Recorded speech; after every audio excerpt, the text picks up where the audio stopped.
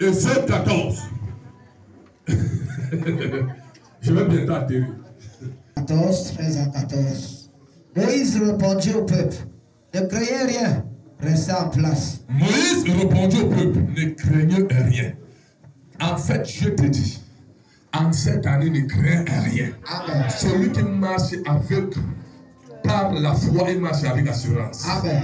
La foi, c'est la clé qui ouvre toutes les portes. Amen. Maintenant, tu as besoin de deux choses. Tu as besoin de la foi. Amen. Première chose. La deuxième chose, tu as besoin de l'espérance.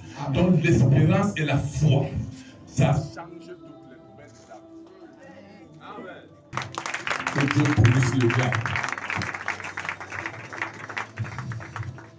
Exode 13, 14. Dieu dit par la bouche de Moïse de dire au peuple de rester en place. Amen. Amen. Amen. De ne pas avoir peur. Pour obtenir une place, c'est difficile. Mais pour la peine, on peut la perdre facilement. Et si on la perd, pour la reprendre, ça devient compliqué. Amen. Donc reste en place. Ne bouge pas de cette place. Amen. Alléluia. Où Dieu t'a établi, reste là jusqu'à ce que Dieu lui-même t'a demandé de partir. L'espérance vient d'espérer. N'est-ce pas? Amen. Maintenant, tout ce que Dieu te donne, ça commence par l'espérance. Tout ce que Dieu te donne physiquement, ça commence par l'espérance. S'il n'y a pas d'espérance, la foi, parce que la foi marche de pair avec l'espérance. Si tu dis que tu as la foi, ça veut dire que tu as l'espérance. Si tu dis que tu as la foi sans espérance, ça veut dire que tu es un menteur, tu n'as pas la foi. Amen.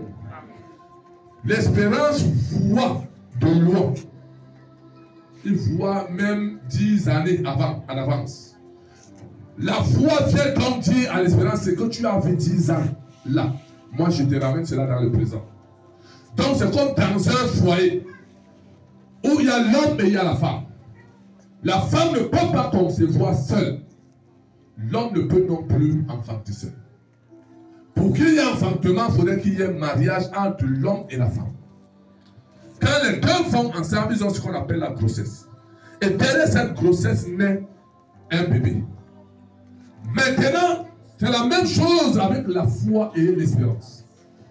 L'espérance joue le rôle de la femme dans le règne spirituel. Et la foi joue le rôle de l'homme. Donc, les deux se mélangent. Le bébé, c'est le miracle. Donc, il faudrait que ta foi soit en place. Et que l'espérance ne se perde jamais. Donc, crois à ce que Dieu t'a montré. Que personne ne vient te dire que tu ne peux pas. Il te dit que tu ne peux pas. T'as qui? La parole de Dieu te dit tu peux. Tout ce que tu peux voir dans l'esprit, tu peux. Amen. Et dit, il faut voir un petit seulement comme le grain de sénévé. Le grain de sénévé n'atteint pas le grain du sel. Amen. Et alors, maintenant il va dire au peuple de rester en place. Vous verrez la délivrance que moi, que l'Éternel vous donnera. Il n'y a pas assez de temps pour lire. Mais partant de 14 en descendant jusqu'au dernier verset, vous allez voir maintenant ce que Dieu va faire à Pharaon. Il va forcer la main de Pharaon de laisser aller son peuple. Et quand ils allaient sortir de l'Égypte pour avancer, maintenant le même Dieu retouche le cœur de Pharaon pour mettre Pharaon après son peuple. Parce que maintenant il veut humilier, il veut ridiculiser Pharaon pour qu'un autre jour, aucun fils de l'Égypte ne se lève encore pour se moquer d'un enfant d'Israël.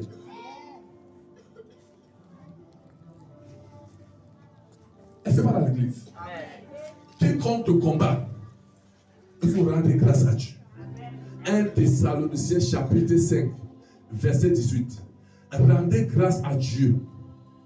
Rendez grâce en toutes choses, car cela est la volonté de Dieu en Jésus-Christ. Donc il n'a pas dit quand tout marche bien, même dans le combat, dans les échecs. Parce que tout combat, tout échec qui vient sur ton chemin, ça vient pour t'arranger et pour te faire passer par une bonne porte. Et c'est pas dans l'église. Les gens nous ont combattus. Aujourd'hui, ils nous acclament. Ils nous acclament. Ils ont voulu nous détruire. Mais on est resté debout. Aujourd'hui, ils acclament. Mais non. Donc, il ne faut pas te rendre zéro. Demeure sur la droiture et sur le chemin. Et ne te trouble pas. Le Dieu que tu sais est un Dieu qui est au-dessus de toutes les forces. Il dit toute preuve qui vient sur ton chemin. S'il accepte que le preuve arrive, il te donnera aussi la grâce pour sortir de cette preuve. Est-ce que tu me suis? Et maintenant, il va dire à Moïse, qu'est-ce que tu tiens sur la main? Moïse a dit, c'est le bâton. Il dit, ce bâton-là, en fait, c'est pas seulement un bâton. Ça, c'est un miracle. Donc, c'est le miracle. Parce qu'en fait, le bâton ou le bois, c'est Jésus-Christ. Pourquoi Dieu permet qu'il naisse dans la maison de Joseph?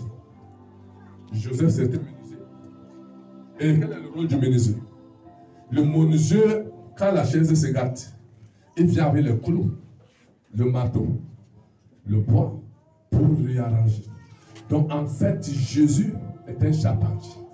C'est là qui vient pour réorganiser ta vie, pour réarranger ta vie. Où il y a eu cassure, il vient avec son marteau et ses clous spirituels pour recoller les morceaux et mettre maintenant ses clous de son marteau. Donc je te déclare cela dans ta vie, que quand Jésus rentre dans ta vie, c'est pour recoller les morceaux, c'est pour réorganiser ta vie. Et tu as joué, il vient pour te donner la victoire, il vient pour te donner l'enseignement. Et quand il rentre dans ta vie, les eaux amères deviennent douces. Les eaux amères deviennent douces. Il a dit à Moïse, jette le poids dans ces eaux de Mara. Et quand les eaux de Mara sont devenues douces, quand il a jeté le bâton, le poids, les eaux de Mara sont devenues douces. La Bible dit le peuple a bu de cette eau et le peuple était fier. Moïse va lever son bâton. La Bible dit la mer va s'effondrer. Wow. La mer. Et quelqu'un disait la mer. Est-ce qu'un homme normal peut fendre la mer? Est-ce qu'un homme normal peut marcher dans la mer? Un homme normal. Vous devez comprendre que Jésus n'est pas normal.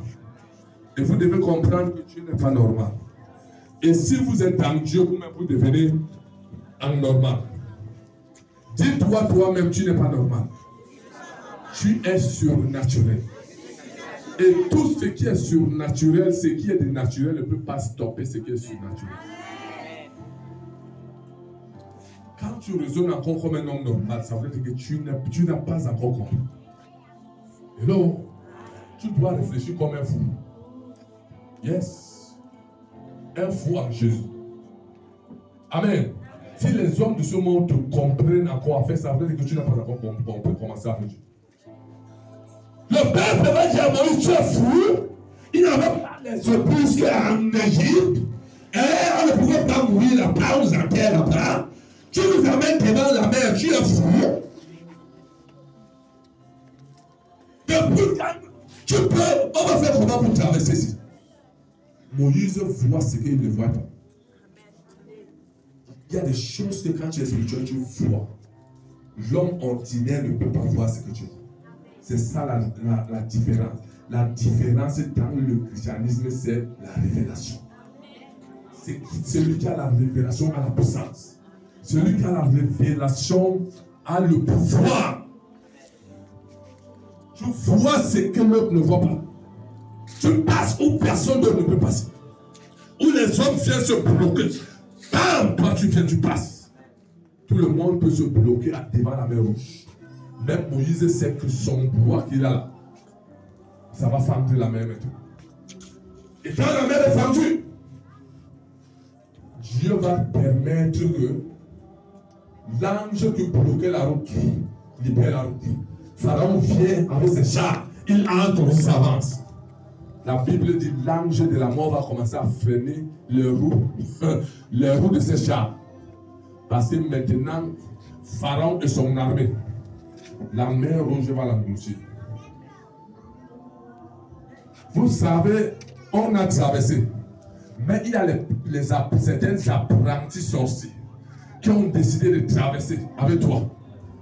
Ils disaient non, je ne reste pas, je traverse. Dieu a permis qu'il traverse. Parce que Dieu veut l'humilier. Il voudrait ridiculiser celui-là. Je viens te dire une chose. Ton Dieu que tu as là, ne le prends plus à la légère. Ne lui prends plus quoi? Crains ce Dieu. Et la parole dit la crainte de l'Éternel, c'est le commencement de la sagesse. Donc ça veut dire que si tu crains Dieu, tu es sage.